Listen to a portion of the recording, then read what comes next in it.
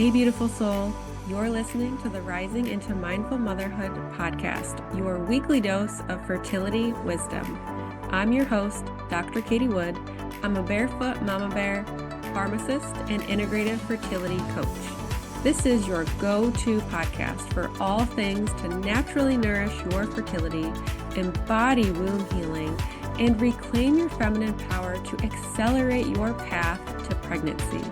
My expert guests and I will be having intentional conversations to discuss the many facets of a thriving, fertile foundation, natural wellness, and how we grow and transform as women on our journey to motherhood. So let's dive in, shall we?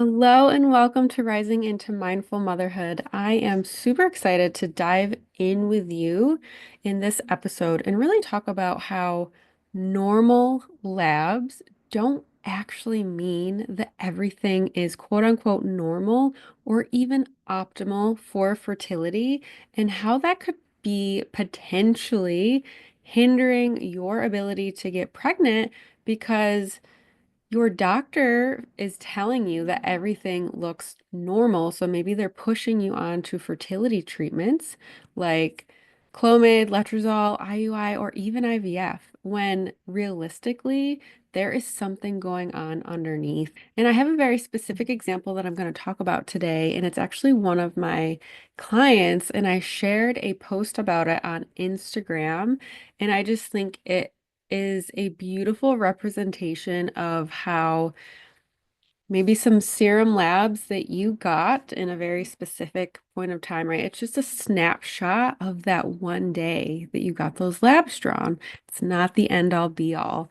So I hear from so many women in my DMs that, oh, my labs came back normal, my tests came back normal, but yet they've been trying to conceive for 3 years or longer, and they've tried and failed IUIs. Maybe they've even tried and failed IVF, even ovulation stimulating medications, just all the things.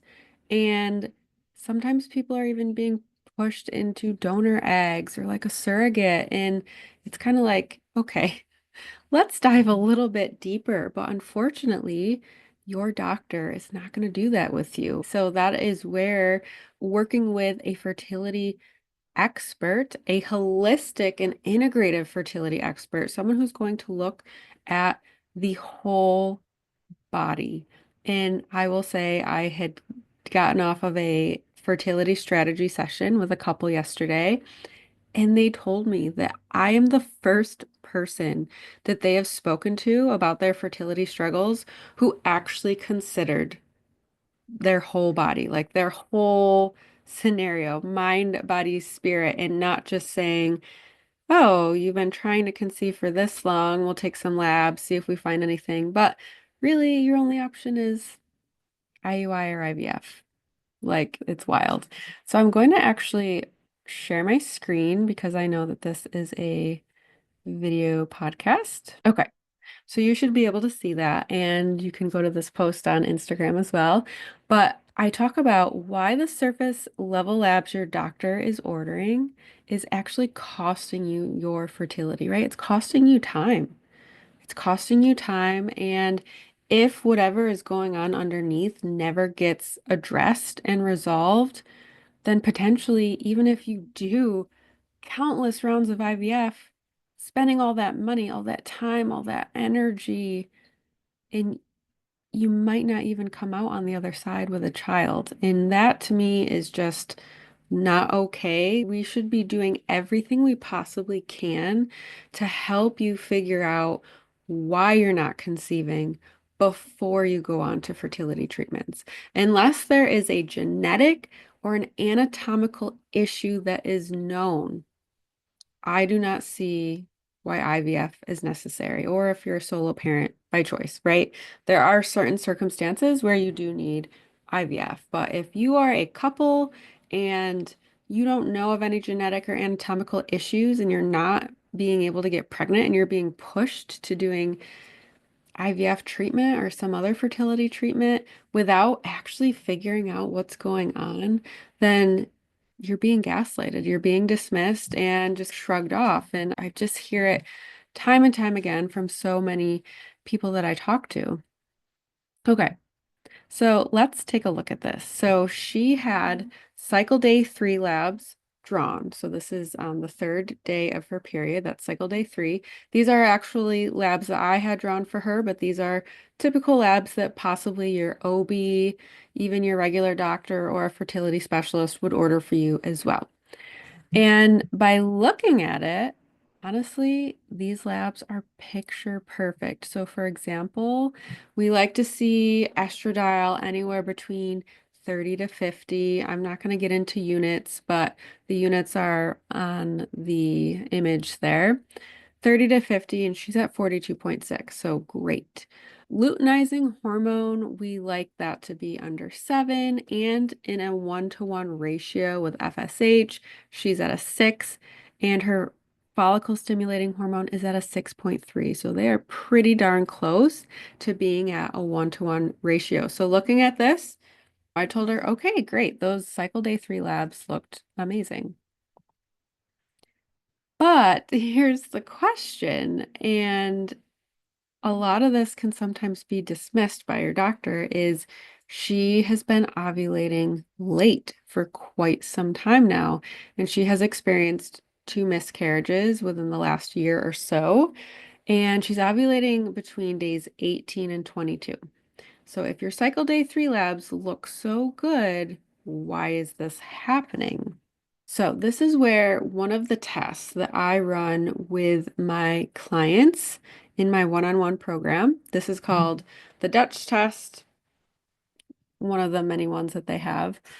And this is what we're seeing. So she is actually not getting her peak estrogen until about cycle day 20, cycle day 21. That's pretty late.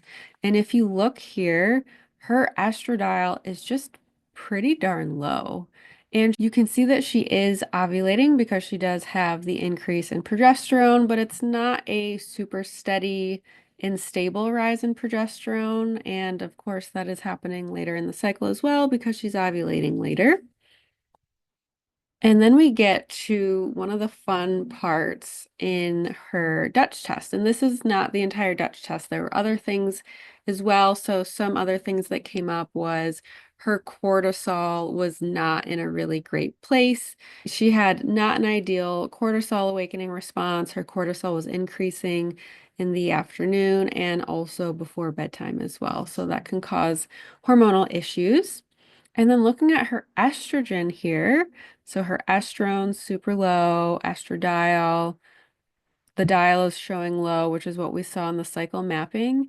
And her body is pushing everything down to this estriol or E3, which is one of the weakest estrogens in the body. This is actually the estrogen that's most prevalent in pregnancy, not meaning that she's pregnant, but her body is preferring this. But since it's the weakest estrogen and it's not the estrogen that plays a role in ovulation, that is potentially one factor of poor egg quality and a delayed ovulation. And then looking down here, there's a few different metabolism pathways for estrogen, and her body is pretty much only utilizing one, this 16-OHE1 pathway, and you don't have to understand any of this, but this is one of the most inflammatory pathways, along with the 4-OHE1.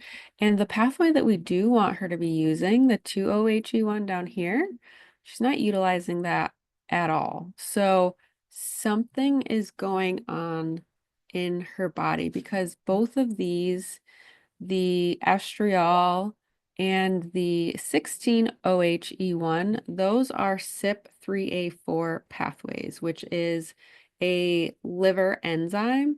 So there could be something in her environment, in her diet, a supplement, a medication. It could be a condition that she has in her body that could be upregulating this pathway that's affecting her estrogen, but then also with the estrogen being metabolized down this one specific pathway, that can cause other issues in the body as well. So all of this would be completely missed if we just based our clinical decisions on the cycle day 3 hormones that I showed in the very beginning. And I just break that down here. So what I'm able to help her with by supporting her estrogen, we're going to use targeted supplements, herbs, of course, lifestyle and nutrition. And that's to get her estradiol in a healthier range, which is going to help with a healthier and more optimal ovulation, while also supporting her metabolism and her detox, because that is very important as well for her estrogen. And all of this is going to support healthy egg quality and an optimal ovulation. And like I had mentioned, this deep dive is never going to happen at your doctor's office. And just to kind of, I'm going to stop sharing here. To share another example from the same client, before we began working together, she was actually treated for group B strep as a vaginal infection. And that was probably months before we started working together. Months later, we did a vaginal microbiome test. And what that test showed was that the group B strep was still present in her vaginal microbiome, and it was also present in a urine analysis. So another thing that the test showed is that was the only microbe available. There was nothing else available. There was no lactobacillus, which is one of the species that we would want to see in a vaginal microbiome. And likely the doctor wasn't aware of that based on the type of specific test that they used. And now that we see that, hey, it's still there, they gave her antibiotics, but it didn't work. I'm able to give her a different, more robust, personalized protocol to help get her vaginal flora more balanced, because the flora of your vaginal microbiome can actually have an impact on your fertility and also on the health of your pregnancy and miscarriage risk. And it's just another way that unfortunately Western medicine just takes things only like one step deep, like on the surface level, when you're working with someone who is aware of the body as a whole and root cause healing and what that even means and what that looks like.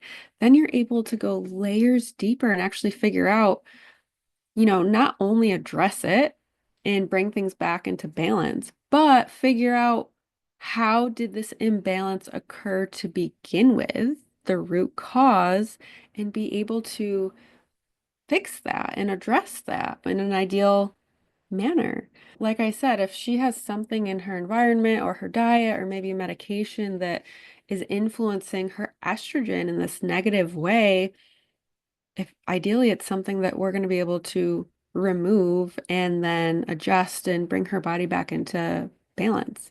So I wanted to share this because I hear so many times when people are just being shuffled along in this like line, this just fertility line of, oh, check, check, check. Like, you tried for a year, we did these tests, couldn't find anything. Like, your only option is this. And it's upsetting and frustrating. And I just want you to know that if you have been told you have unexplained infertility, everything looks normal, they can't tell you why you haven't been able to get pregnant, and they're just ushering you to doing IVF or whatever it may be, and that doesn't feel right to you, then please reach out to me on Instagram. I am more than happy to have a conversation with you about what your journey has looked like, what you've tried, tests you've had done, and just trying to see, is there something that I feel that has been missed? Do I feel like I can help you? Can I point you in the best direction?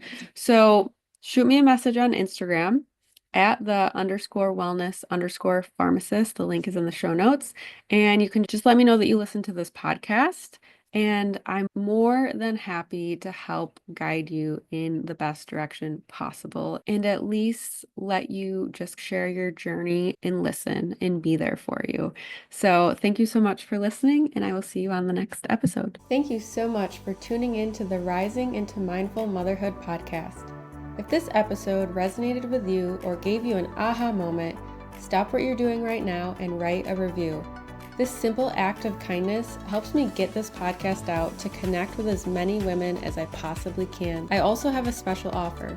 If you send me a screenshot of your review, I will take $250 off one of my premium coaching containers.